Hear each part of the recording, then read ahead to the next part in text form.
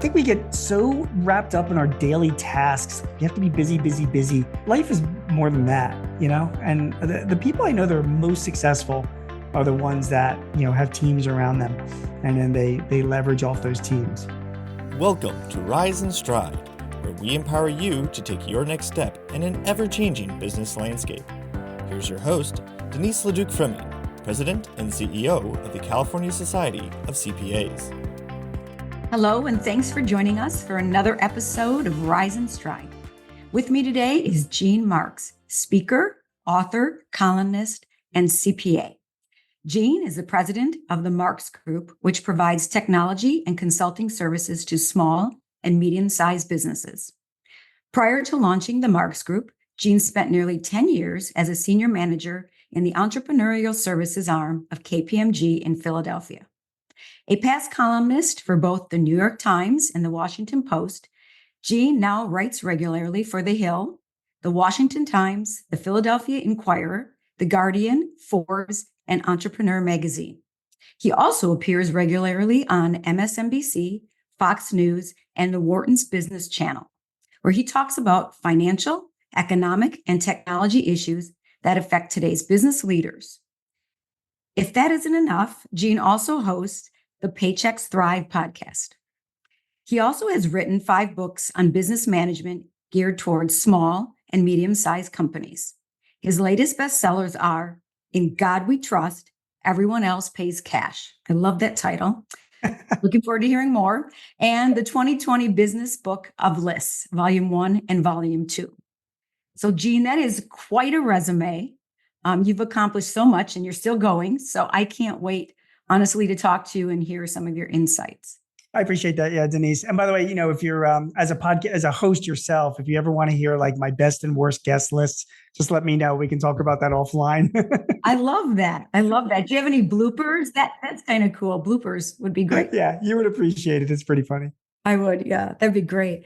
So, like I said, I'm so looking forward to talking to you. We could probably go on and on. But the first question I wanted to ask, which we ask all our guests, is really your career path. Like you started with the CPA and now, you are a speaker, a columnist. You're just inspiring other businesses and leading them, into the future. Just what was that path like and how did you get from A to B? Everybody thinks it's linear, but it's truly not. No, it's definitely not. I mean, yeah. So I spent a number of years at KPMG, which is a great experience. I have great memories and made some great contacts while there. I left for a couple of years and was a controller of a biotechnology firm. And then in a moment of insanity, I left that job and joined up with my father's business. My father was at the time creating the world's worst accounting software ever. It was like this was like in the 80s and 90s. When it was like a DOS-based program that didn't work very well, just when QuickBooks was really catching its stride too. And so I joined up with him to be like the CPA, well, the software doesn't really do like financial statements, but we have Gene here to do them for you, Luckily, the year 2000 came along and planes did not fall out of the sky and the world did not end. But my father's software, because it was so terrible, stopped working. It was the exact, that was so bad. It was the exact software that people warning about the year 2000 would happen. It happened to his software. So we were forced to start reselling other software products like Great Plains, if you remember. Mm-hmm. I remember that. Yeah, Mass 90, Great Plains. And then we got into CRM software as well, Goldmine and Act. And then the firm kind of developed from there. And then honestly, Denise, like about 15 plus years ago, for mental health and therapy, I started writing about all of the angst that I have as a business owner, and more like my complaints than anything else. And timing was everything. The Philadelphia Business Journal picked me up, and I was writing every other week called the Penny Pincher's Almanac, which was just, love that. Yeah, it was great, and it was saving money anyway. And then because I was writing there, I got picked up in other places, and then things kind of evolved from there. And now I get up every morning at 5 and I write for a couple hours, and I write every day, and I absolutely love it. And because of that, it's given me opportunities to do television and radio, but also to speak at a lot of conferences. And my whole thing, particularly when I speak to CPAs, is because I report on small and mid-sized businesses. That's what I cover. So when I speak to CPAs, it's all about these are the issues that are affecting you as business owners, if you're running a firm, but also your clients as well. Like you need to be in touch with your clients, and here's all the things that they're struggling with right now because I'm writing about it. And here's what some of my smartest readers and clients are doing to navigate their way around those things. And it's become very, very good. So that's what I've been doing. Yeah, definitely not a straight linear path, right? You just definitely not. You follow your passion and things. I think a lot of young professionals a lot of times think you go A, B, C, D, and you truly don't. It's where there's opportunity, and you can lean into that with your talent, right, and with your skills. I have to say, this is one of the things you talk about young professionals as well, because my son is actually a manager at PwC, and I have two other kids they're both also, one's at Microsoft and one's a vet. And the one thing that we've always kind of talked about is like doing things outside of your comfort zone. Like I've done that my whole life, and so when I was asked to write for the New York Times, it was sort of on a topic that I wasn't so familiar with doing, but I was like, well, I'm going to do that, because there's an opportunity there. And even today, sometimes I get hired to speak about topics, Denise, that I'm like, I have no idea about, like what are the market opportunities for equipment manufacturers in Asia? Can you speak for an hour on that? And usually it's like, all right, yeah, give me a few weeks and I'll do some research, and yeah, I'll speak on it and I'll learn, and I can write about it too. So I've done a lot of things out of my comfort zone, and in the end, it's been a benefit. I think that's a great tip for our audience. If you're a young professional, the comfort zone piece, because it is important to lean into that. It really is. And I didn't learn that until I was probably 10 years into my career to really do that. So. Me too. And I don't know if it's like an age thing or not, where like you just get to a certain point where you have more self-confidence to do stuff. Do you know what I mean? So, if you're not confident, if you're in your 20s and you're still not super confident about doing stuff, I kind of get it, because some of that just has to happen naturally. You know what I mean? But if you do have the opportunity to take on new opportunities, even if it's not something you're really used to doing, but you can figure it out, I usually say go for it, Exactly. Can always figure it out, for sure. You can always figure it out. Yeah. So you talked to, you said firms, small businesses, medium-sized businesses. And I'm just curious what are those top issues? I've watched some of your videos and they're great. But what are those top issues you see today? I'm curious to know if some of those translate over the years, right, are the same. And then what ones have kind of risen to the top where you see or people, firms, companies have to lean into a bit more? So, you're right that they've changed a little bit, but they always seem to be the same. The past couple of years, the biggest issue was costs, inflation, and supply chain, So I was talking a lot about this is where inflation's going. And then also, more importantly, this is how my best clients and readers are navigating their way around higher costs. And I spend a while just, cash management and forecasting and cutting product lines and maximizing interest and getting your financing from here, but not getting it from there. And that issue itself, although costs, inflation itself, Denise, is like obviously much further, it's more under control now, which is great news. We're still in a high cost financing environment, and that affects a lot of my clients. So they have a lot of questions about where do I get financing and how do I handle that? So I have a lot of advice to give on that based on what people way smarter than me are doing, Labor is also a big issue this year. Is what's always finding people. If you're running, obviously, a CPA firm, that's a huge issue, but we ain't alone. Everybody, every business has trouble finding talent, particularly smaller companies, and dealing with regulations. There's a lot that you have to know to provide a good, safe, and compliant workplace.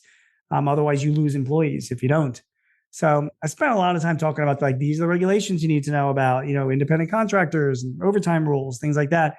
And most importantly, here's how you deal with this. You know what I mean? This is the issue and this is what you need to be doing. And when it comes to labor, also what benefits are hot. I'm not an HR consultant, but right, there's hot benefits that are out there that I'm seeing. And I like to share that with my audience too. You guys really want to consider doing this. Childcare, help, mental health services, same day pay, things that are a little bit innovative and unique, but they really do help attract employees. Those are some of the biggest, ones that we're doing. And then of course, sorry if I'm yakking around here, but like you and I, we're talking in August now. So I'm talking a lot about the elections. And obviously that's, sticky topic to talk about because in this politicized world, but I think it's really important to just sort of lay out the major parties and their candidates and at least say this party's, this is what they support. This is how they will impact your business, both positively and negatively. And this is what this party is supporting and, how it will positively and negatively impact your business so that whoever does get elected, at least you can, my best clients, they leave their opinions in the voters box and then they deal. Do you know what I mean? They have businesses to run, so they might not be, they might not support whoever wins the White House, but they've got 4 years to have to, deal with that. And they've got it. They can't pretend that it's not happening. So I like to talk a lot about that. Like, this is what you need to do to prepare, if so-and-so wins the White House versus this person. So that's been a really popular topic recently as well. And then the other one is technology. Everybody wants to get into that. And, I write like 6-7 times a month for Forbes. And I've been writing almost exclusively on AI, which is way overhyped and terrible, Denise, right now, but heading in the right direction. But we all, so I have some thoughts on that.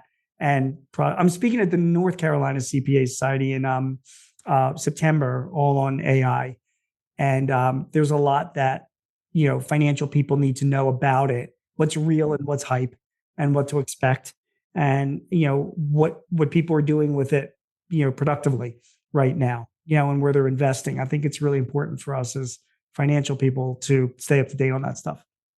I do. And I do think there's talk about it every day, right? There's something, I talk about that in pipeline every day. But AI is definitely there, top of mind. And I've heard, and I just wonder your thoughts, you say AI won't replace you unless you don't lean into AI, then the person who does will replace you, right? So is that kind of your thought? And what would you say you would tell someone?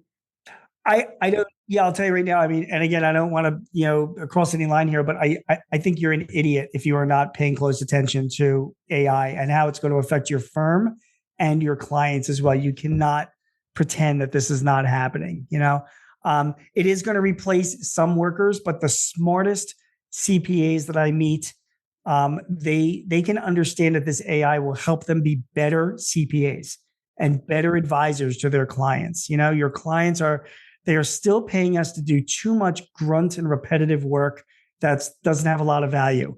And, finally, technology has figured out a way to get a lot of this stuff done.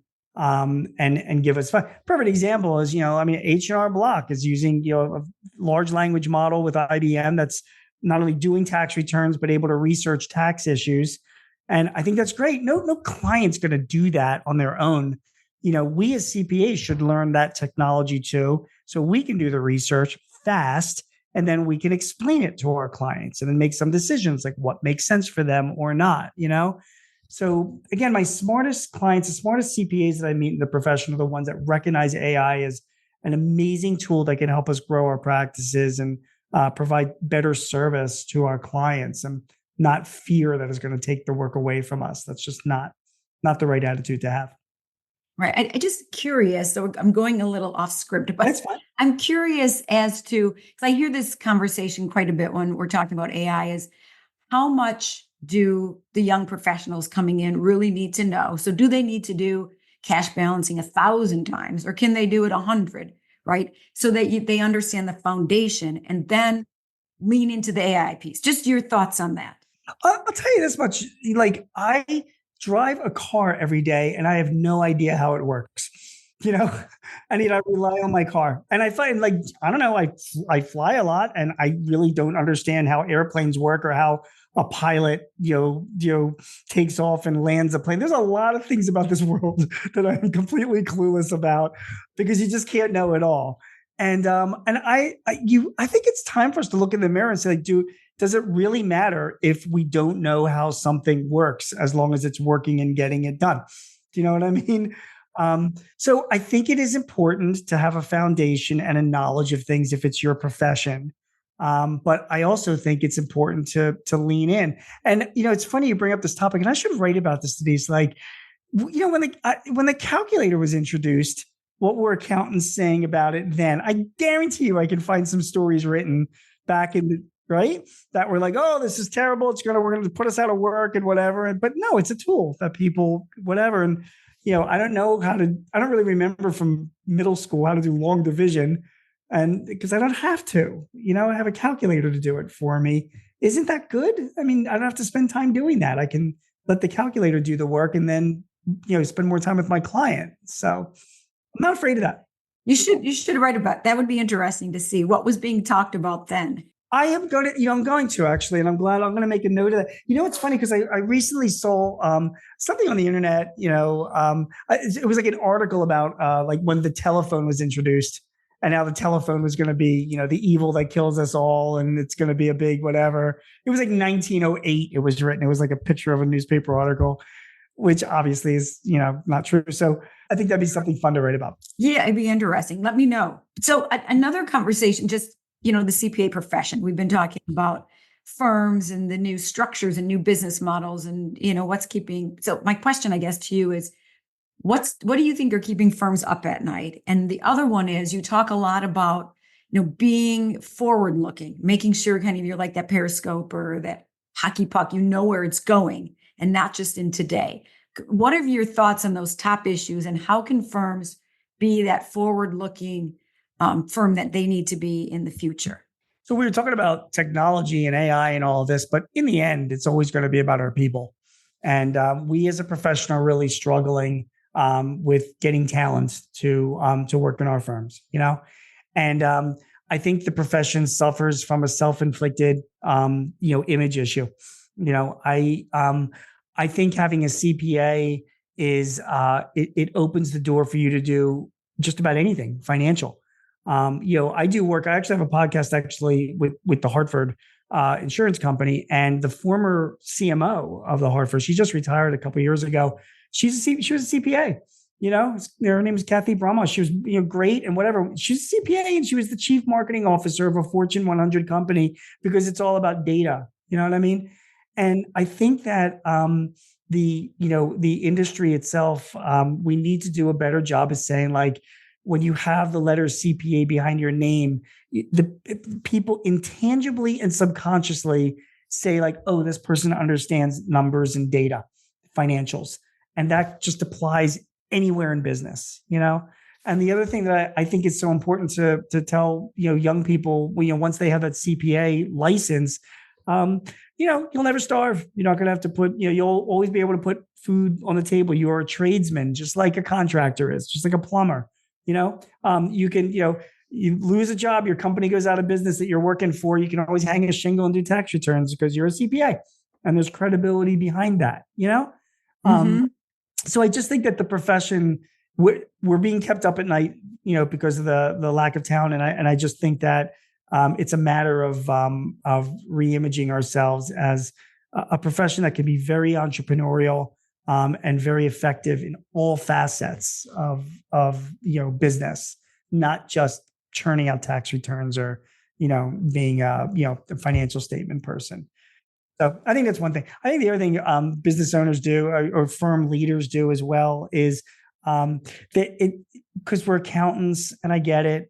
We have difficulty changing our ways.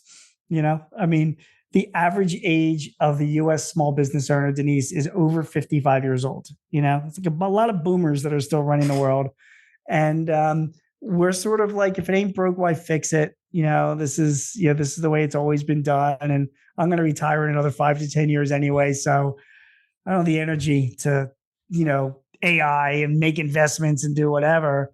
But if you really care about the future of your firm and your partners and your employees, and maybe from a succession planning standpoint, I think you have a responsibility to make those investments and change your mind. And I say this because I'm one of those people, I'm stuck in my ways. You know what I mean?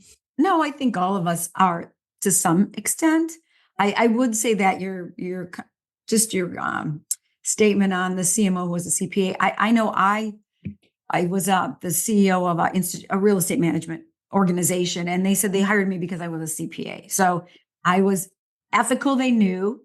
And I mean, because I'm a CPA, they assumed, and because I understood the financial component, and they were all real estate managers doing a lot of the valuation for big buildings, big trusts and so forth. So it is true. There's something underlying there that people think, well, there's this element and there's And that. you mentioned ethics, and that's really true as well. And by the way, I became a CPA, and I don't even remember how long ago, in the 90s.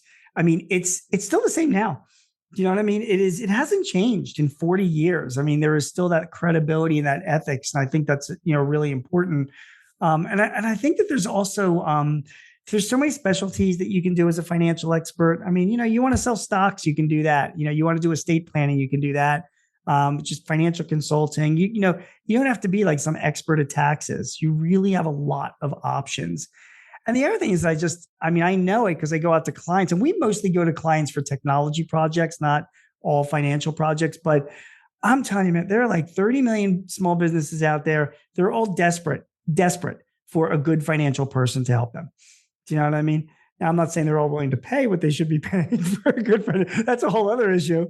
But they all need people. And if CPAs are smart and if they're innovative, if they use technology the right way, maybe they can offer these, really good high level advisory services to these people in need at an affordable way where, they can make money at doing that.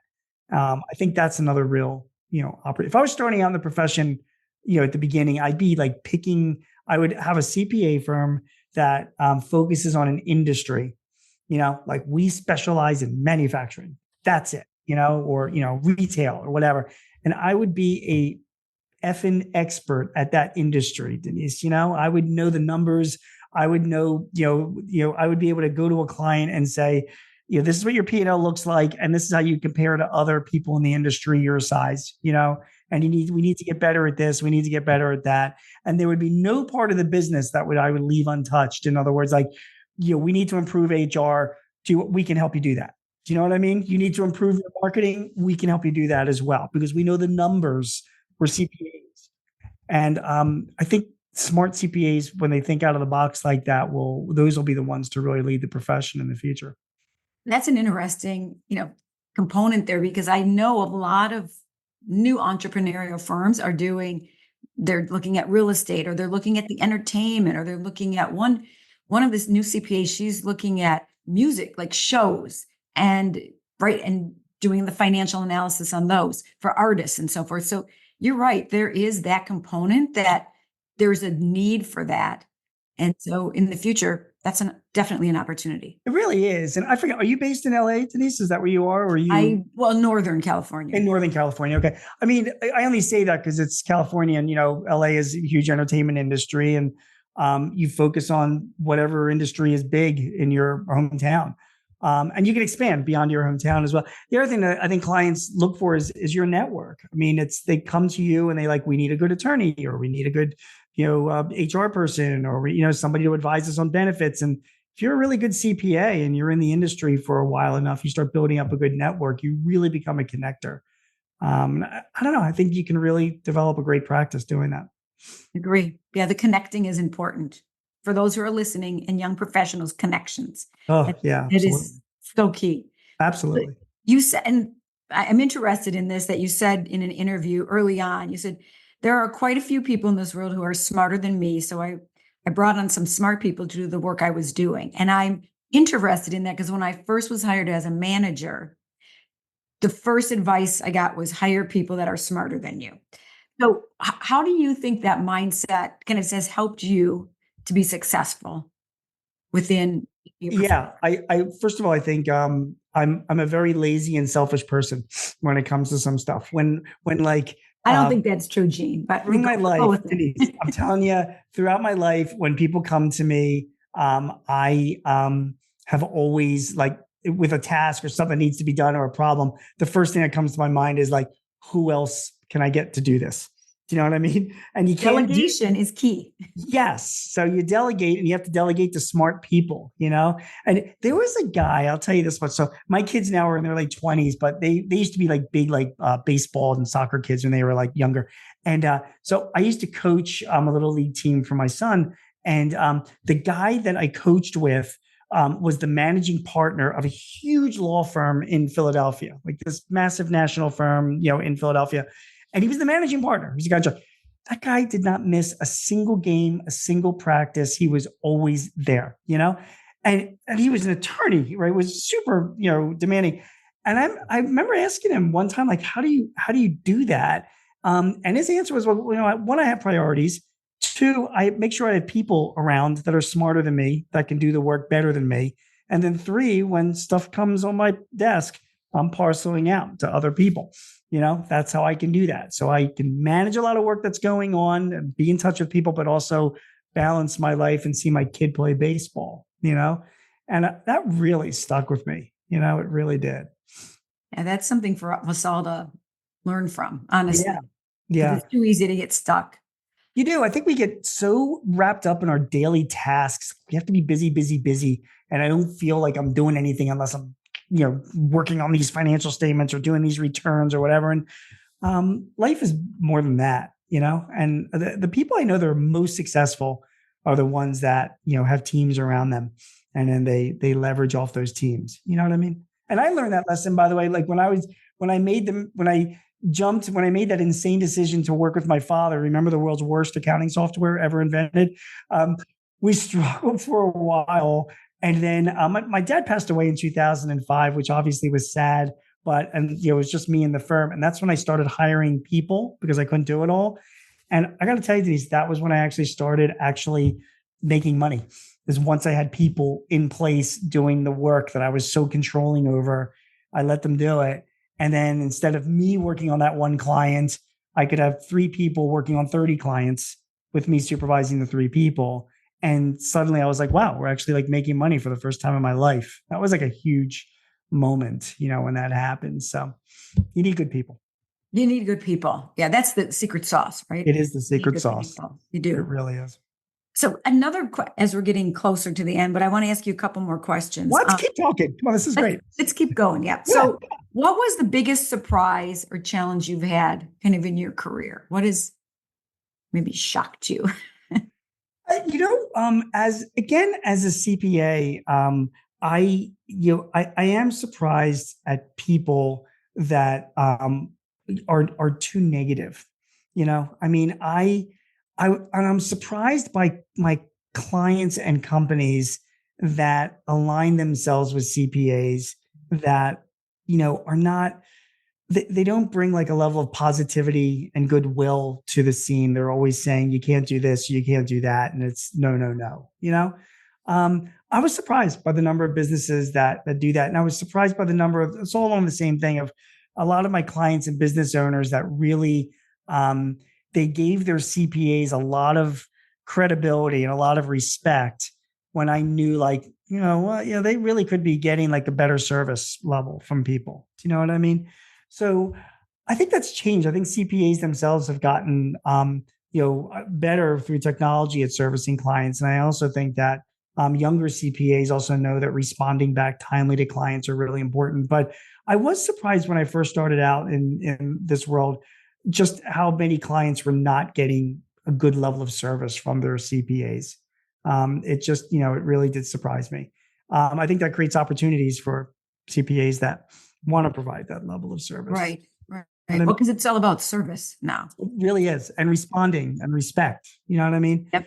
So that definitely took me by surprise when I first started out in the profession. Yeah, that's interesting and concerned, but you're seeing a positive there. So that's no doubt good to hear. Yeah. No doubt. And as accountants and CPAs, we're always kind of like pigeonholed, like we have to be the negative people, the morticians over financial statements, the no, you can't do that kind of thing. We have an auditor's mentality, and I get that. And I think that that's important to have as well. But I do think that particularly if you're going to service business owners generally tend to be glasses half full people. And they like, you're really, they like to surround themselves with people that are forward thinking. They don't like to be around people that say, no, you can't do that. They like to be around people that say like, well, let's figure out a way that we can get it done, Yeah. And I think good CPAs have that attitude. That's always, I would always, from my property management days, real estate days, we'd always say, if water can find a way, we can find a way, right? Water always finds a way in, always. It always We know does. that. So we can always find a way. So that's the motto. We stick with that Cal CPA, right? That's important. It does. I remember like in the movie that Saving Private Ryan, which was great. And, they land on Normandy during D-Day and they're pressing their way into France. And it was just one problem after another, one challenge after another, one, whatever. And their whole story was like, okay, well, that idea didn't work, or that plan didn't work. What's plan B? What's plan C? Like we have to make this work. So what do we got to do to make this work? And I think that's what business owners are looking for from their financial professionals. Like, you know what I mean? Like, don't just say, no, you can't do it. Let's figure out solutions together. You know what I mean? Right. Right. Yeah. The solution piece. That's important. Yep. So 2 more questions for you. One is, how would you define success? Balance is what I would define success. For me, financial success, just so you know, is having a big enough stack of money so that you can take your family out to dinner and not have to worry about it. And I went through many years of like, you take your family out to dinner, you're like, oh my God, this is going to be so expensive. But I think like a level of, I don't own planes or office buildings or anything like that. But, I think financial success is doing that. But I think overall life success is balance and control. And I do think, Denise, that all of our problems in life, every problem, every mental health issue, people that are, we all have it all comes down to control. We can't control our health. We can't control the economy. We can't control the election. We can't control world events. We can't control our, how much we make or whatever. I mean, we only have a certain level of control that we have. And the more control that you have in your life, the more balance that you have in your life, I think the happier and more successful person that you will be. And, I was able to do that in my life because I could travel a little bit and speak and run this firm remotely, but still be around. Like, use the example of the attorney who ran the big firm in Philly. He managed to find balance so he could see his kid, and just by the way, he's still running. He's still like the man. He's not the senior chairman of the board or whatever at this point, but still, very great relationship with his wife, very tight relationship with his kids. I mean, he really did take control of his life and achieve balance. And to me, I think he's a very successful guy because of it. That's a really good, just story to keep in like top of mind, because he really knew his priorities, right? And was forward looking. And I agree with you. That's so important. I think about all the things that stress us out in life. You get stuck in traffic because you're not in control of traffic, or your plane gets delayed because of what you can't control it. Everything that stresses us out is because we don't feel like we have control over the situation. And makes us feel helpless, and it stresses us out. And we're never going to be able to get around that. I mean, we have to deal with that. But the more control we can have over certain things, I think the less stressed we are, the more successful we are as well. So that's a battle we'll fight to our dying days. Oh, and there's less you have, I think, control over than before. I mean, flying, you might as well just, when you go, whatever happens, happens. Yeah. Right. Whatever, take me where you need me to go, because you can't control that. I feel that way. So like I get into the airport and I'm like, I'm now the property of the airport, whatever happens now. You know what I mean? I did what I could do to get to the airport on time. Now I'm here and I'm in the hands of the airline. What am I going to do? You know what I mean? It's so true. You're in a different community. Get used to it. It's for sure. It is. So one last question, because you've seen so many businesses, talked to so many business leaders. Just what advice would you give like a young professional just on, they want to move into this, be a leader, whatever it is, what should they be thinking about? Well, it's great. It's great. There's actually 2 pieces of advice that's along the same way. Okay. Is you said the apropos word of young. Okay. You don't need to make money in your 20s. Okay. Put aside Forbes magazine and all the ones that are like, oh, this guy's 26 years old and a billionaire. Yeah. That's like 1 out of a billion people, like your 20s is not the time to make money. The biggest indicator of your wealth is your knowledge and your skills. So you take your 20s to get that knowledge and those skills. That's what you do. And you stay focused on getting really smart at something. Maybe it's, and when people say about like, oh, I want to start a business, and they're young, they're out of college or they're in their 20s, my answer is, yeah, that's great. Work in a similar business for about 7 to 8 years, learn how that's run. And then when you start, your business, you'll know what you want to do and what you don't want to do. Do you know what I mean? So again, use your 20s to invest in yourself and get educated. You'll have plenty of time after that to make money. That's number one. And then number two, for those people that are looking to start their own businesses, if you're a CPA, or start your own firms, whatever, the real opportunity is to buy. Like, why recreate the wheel with a brand new business? I just wrote about this in The Guardian last week. I mean, sales of businesses are like exploding. Business owners are getting older and older. Some tax breaks might be going away depending on what happens, in the elections. Interest rates are still where they are. They're going to be coming down soon, it seems to be that way. Owning a business is certainly more of a stability, more control than putting your money in the stock market. Gets back to that. So I always say, like, if you can, like, don't just start something from scratch. I mean, you're not going to invent the new Uber, or Airbnb. I mean, good for them, but it's kind of unlikely. Buy an existing business. There's plenty of them that are out there in the industry that you want to be in, and then make that thing into your own. You know what I mean? And do it. And that's why we're also seeing a lot of the boomers are starting to sell their businesses, and they're selling it to millennials.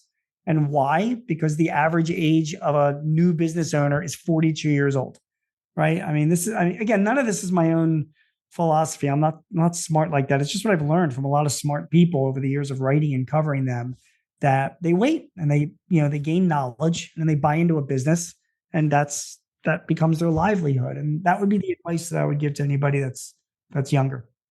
That's great advice. I loved what you said about really honing your skills and becoming an expert in something, because there's so many kids out there who think, or young professionals, I shouldn't say kids, who think, I'm going to be people are making $1 billion. My son is in LA and he's always, what do these people do? I know. Don't work all day and they drive around in a, whatever car, you name it.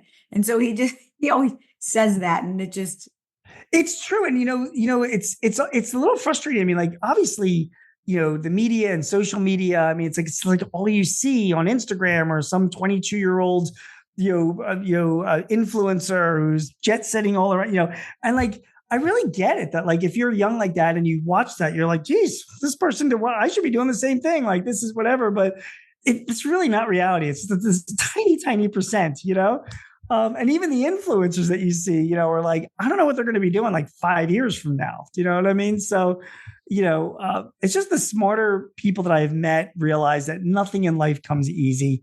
There's no shortcuts.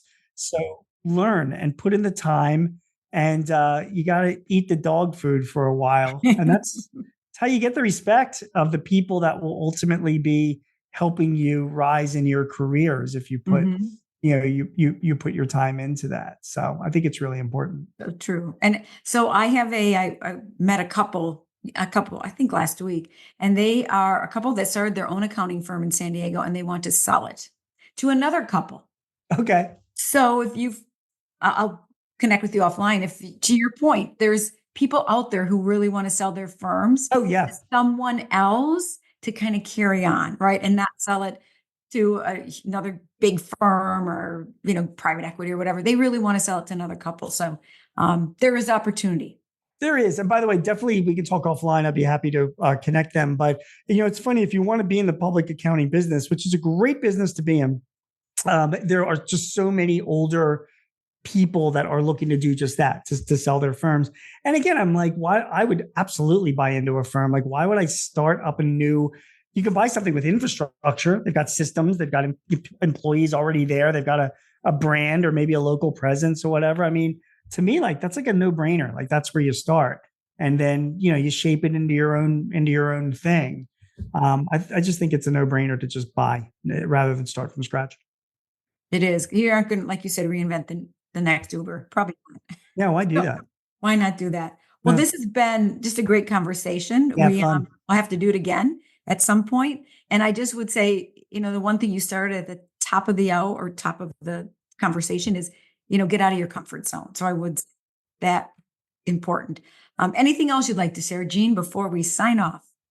No, not really. I guess, I want to wish good luck and success for the CPAs that are listening here. And I hope that some people can walk away with some of this information and help them really create some value for themselves and for their clients.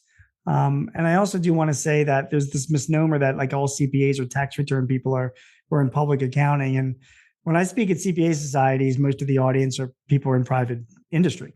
They're controllers and CFOs, and it's an amazing career path as well. So it's a great profession to be in. It really is. And if you've got good expertise and skills and good communications, I think you can't fail. You can't fail. So. A lot of opportunities. Well said. Well, with this, we're signing off. Thank you all for listening, and I will see you on the next podcast. Bye, everybody. Rise and Stride is produced by the California Society of Certified Public Accountants. Be sure to subscribe so you don't miss future episodes. And if you enjoy the show, leave us a rating and review.